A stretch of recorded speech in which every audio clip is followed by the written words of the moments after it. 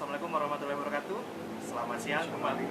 Kembali lagi dengan saya Rusdi Ginanjar di acara wawancara di Epic Channel. Saat ini berkesempatan bertemu kembali dengan salah satu purnawirawan dari TNI Angkatan Darat dengan Pak Majen Dedi S. Budiman. Apa kabar Pak? Alhamdulillah sehat walafiat.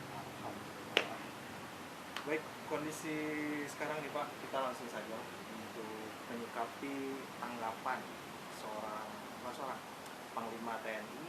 Mungkin Bapak juga sudah lihat kemarin sikap dan ucapan yang disampaikan kepada media. Di sana menyatakan untuk perusuh atau yang mengancam kesatuan dan persatuan. Pak, tanggapannya ini bagaimana? Soalnya kan di sana tidak disebutkan kemanakah organisasi, ke pribadi atau kemana. Apakah mungkin ke OPM bisa atau ke kemanakah? Bismillahirrahmanirrahim.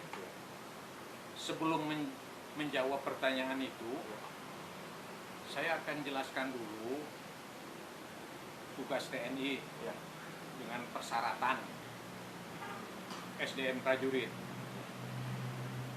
Tugas TNI itu memang berat, yaitu menegakkan kedaulatan NKRI yang berdasarkan Pancasila dan Undang-Undang Dasar 45, serta menyelamatkan bangsa Indonesia dari segala ancaman.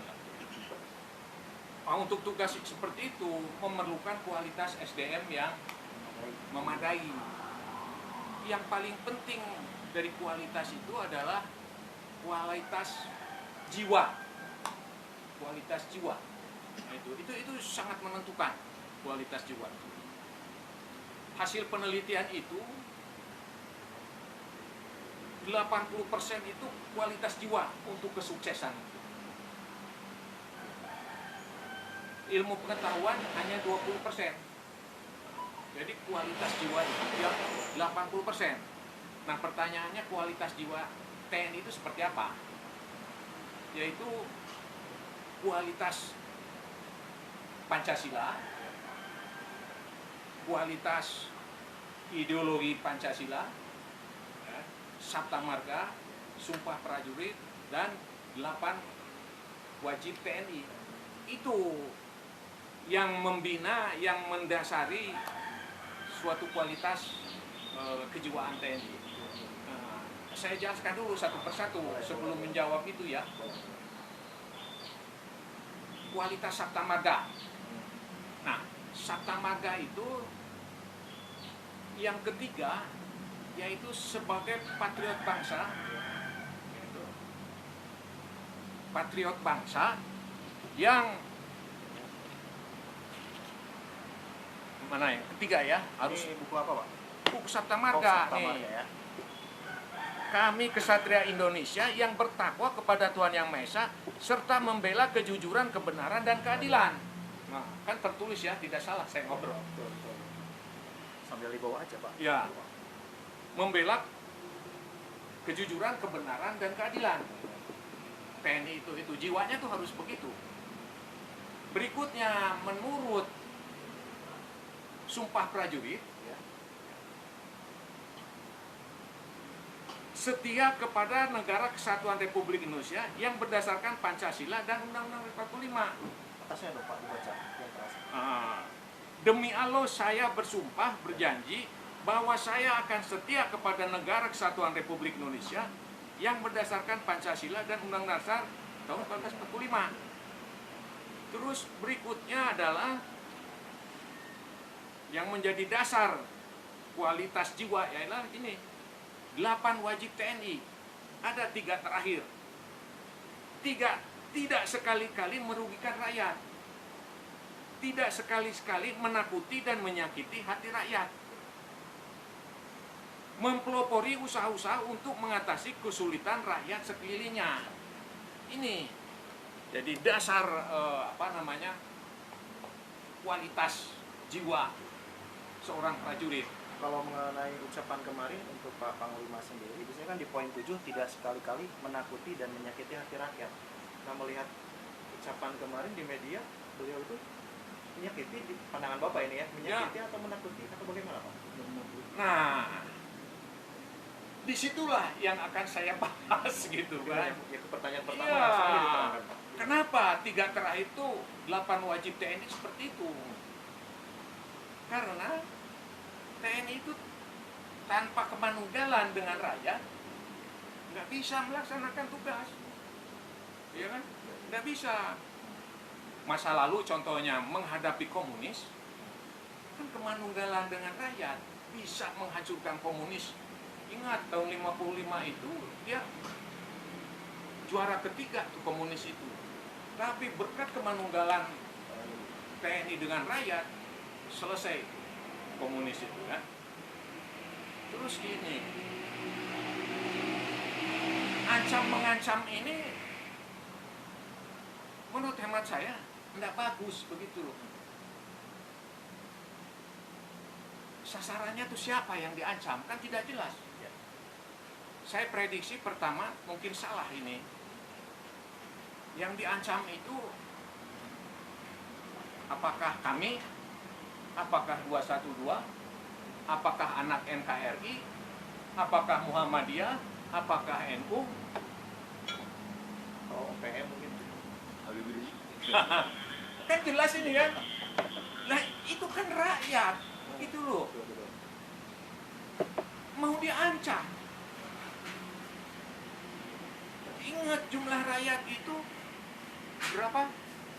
265 juta kurang lebih. Tapi ada kemungkinan nggak mungkin Pak Panglima sendiri di sini punya pertimbangan analisa bahwa ada sesuatu nih yang bakal mengancam Indonesia, makanya beliau mengeluarkan statement seperti itu. Bagaimana? Kalau seperti itu. Ya, saya punya keyakinan ancaman itu perlu disamarkan, karena kalau tidak disamarkan bisa dipecat Panglima TNI. Contohnya dulu zaman GN, jelas kan? Ancaman dari komunis, beliau mengizinkan untuk nobar G30 SPKI, dipecat, dilengsarkan. Analisa saya, ancaman itu yang terselubung itu, ya, kegiatan politik yang terselubung. Sekarang apa kegiatan politik yang terselubung? Revolusi mental. Ya kan gitu kan? Itu kan terselubung, revolusi mental. Begitu kita tahu sekarang revolusi mental itu apa? Pancasila diperas menjadi Trisila dan Ekasila. Nah, apa itu yang dimaksud revolusi mental? Kalau itu yang dimaksud, kita jelas. Tidak terima. Apakah bisa menyelamatkan NKRI dengan Ekasila? Ekasila itu kan kesananya tuh bisa di belakangnya itu neokomunis, kan begitu. Nah kalau ancaman terhadap neokomunis, benerlah Panglima TNI itu. Berikutnya kan, apalagi itu kegiatan politik yang terselubung tuh, kerja, ya kan? Lo kerja kok menyengsarakan rakyat, ya kan? Hasilnya sekarang kan kerja kok menyengsarakan rakyat, kerja kok bohong, kerja kok, nah kan banyak gitu kan. Itu kan kegiatan terselubung politik, kerja ternyata kerjanya menyengsarakan rakyat. Nah selanjutnya apa lagi? Kelompok ini perlu diciukai untuk memecah belah. Cara memecah belah gimana? Diadu domba. Ingat nggak kita zaman Belanda? Strateginya kan ngadu domba. Ngadu domba. Iya kan? Nah, itu zaman penjajahan. Sekarang kita kan sedang dijajah juga. Dijajah bidang ekonomi, bidang politik, dan lain sebagainya. Nah ini mereka yang ngadu domba itu.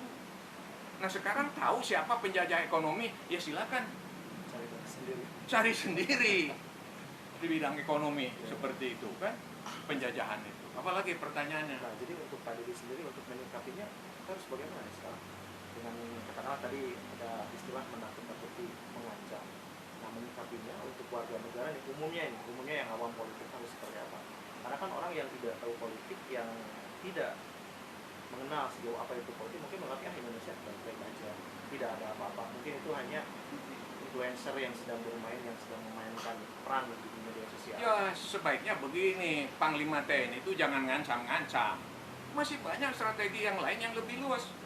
Bisa dialog, bisa diskusi, bisa debat. Panggillah kami, anak NKRI, Muhammadiyah, NU, mahasiswa, buruh, dialog.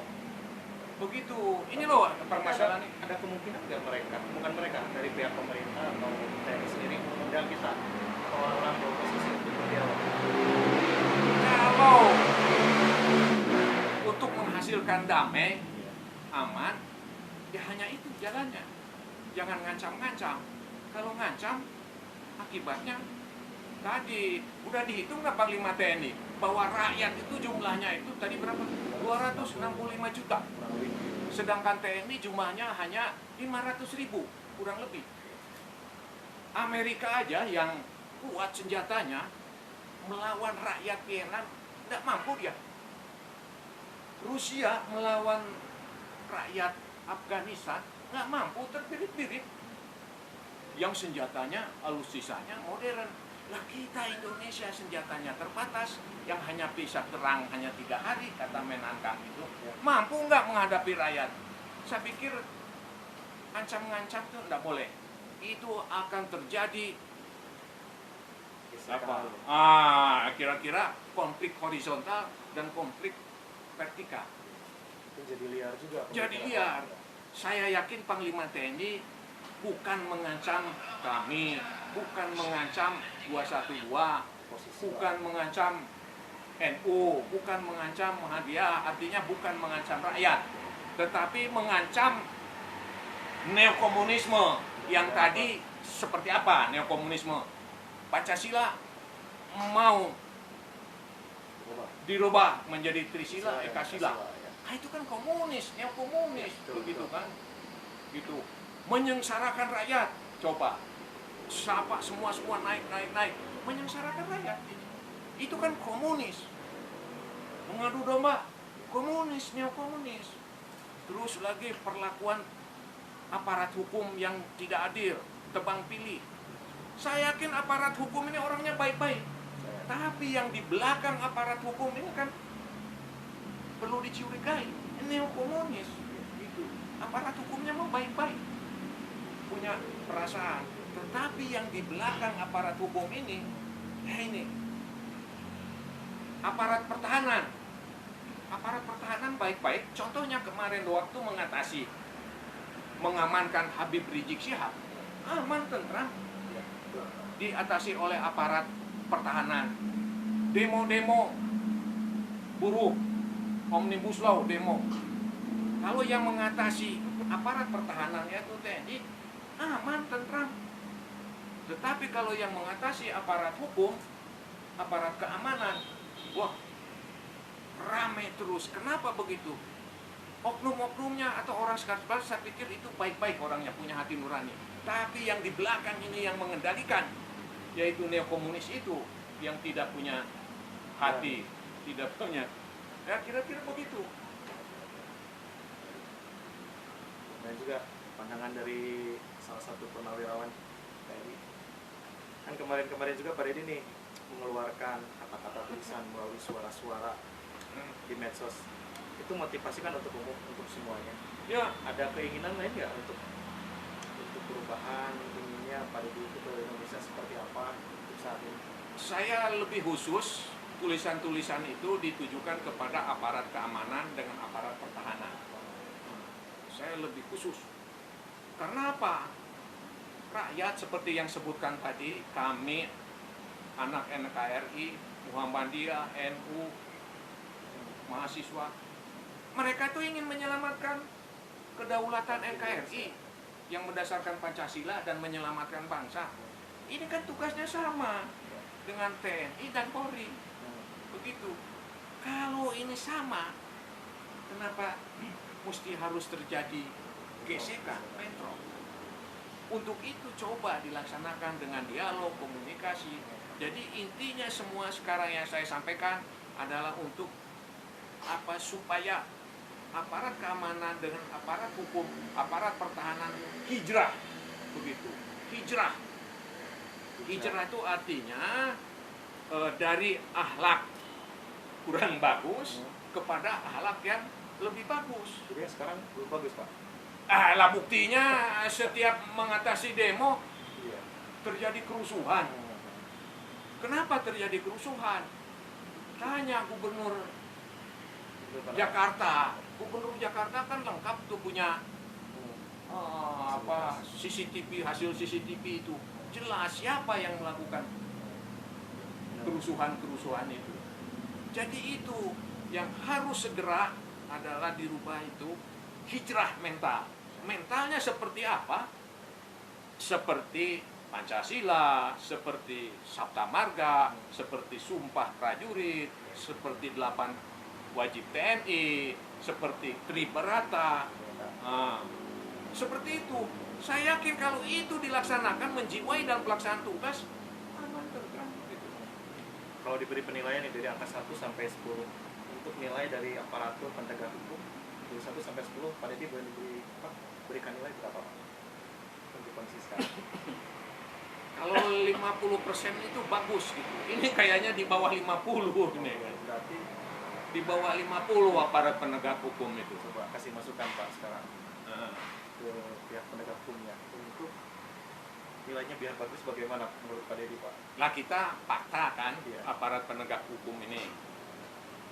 Waktu mau pemilu atau selesai pemilu, gitu kan? Waktu selesai kubu 02 itu kan sedang mengajukan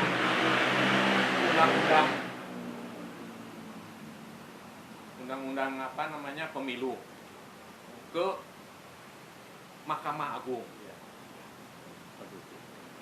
Ke Mahkamah Agung. Mahkamah Agung. Kan kaitannya dengan Undang 45, tugasnya Mahkamah Agung, kan. Ini panitia pemilu, cepat-cepat ngumumkan hasil pemilu. Terus MK cepat-cepat begitu. Terus Mahkamah Agung ngumumkannya itu udah berapa bulan gitu. Mestinya kan tidak begitu. Kan kelihatan sekali nih kelakuan aparat hukum ini kan. Mestinya tunggu dulu lah keputusan Mahkamah Agung, baru pengumuman pemilu, baru ajukan ke MK, begitu kan? Ajukan ke MK. Ya, himbauan saya ya kembali kepada Pancasila. Ya. Pancasila. Jangan kembali kepada Trisila dan Ekasila. Well, itu bukan harapan para pahlawan kita, Pak. Iya. Lah, dengan Pancasila aja nggak beres, apalagi dengan Ekasila dan Trisila. Ukurannya itu semakin sedikit. Maunya saya itu Pancasila itu ya seperti yang lalu lagi, nilai-nilainya tuh dibongkar gitu loh, yang lebih luas sehingga jelas begitu. Nah, ini kan dijadikan acuan jiwa bagi aparat hukum, aparat keamanan, aparat pertahanan. Insya Allah tujuan dan cita-cita NKRI akan segera tercapai. Amin. Wah, luar biasa dari tadi dengan Pak Deddy kata-katanya. Jadi pada acara ini kita tidak memojokkan suatu pihak manapun, tapi kita ini mengeluarkan aspirasi dan penilaian dari Pak Deddy sendiri selaku purnawirawan untuk Indonesia harus seperti apa. Nah, jadi untuk rekan-rekan di sini jangan gagal fokus. Kita di sini tidak untuk membuat gaduh, menanggapi statement Panglima juga, tapi di sini kita hanya menanggapi saja bahwa kendala di bawah ini seperti tadi Pak Deddy sampaikan tidak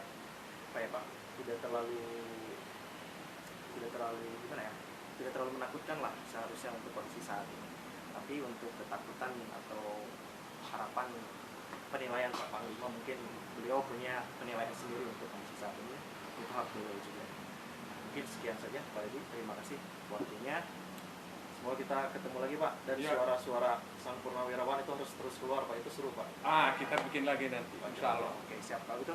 Terima kasih. Selamat siang. Assalamualaikum warahmatullahi wabarakatuh.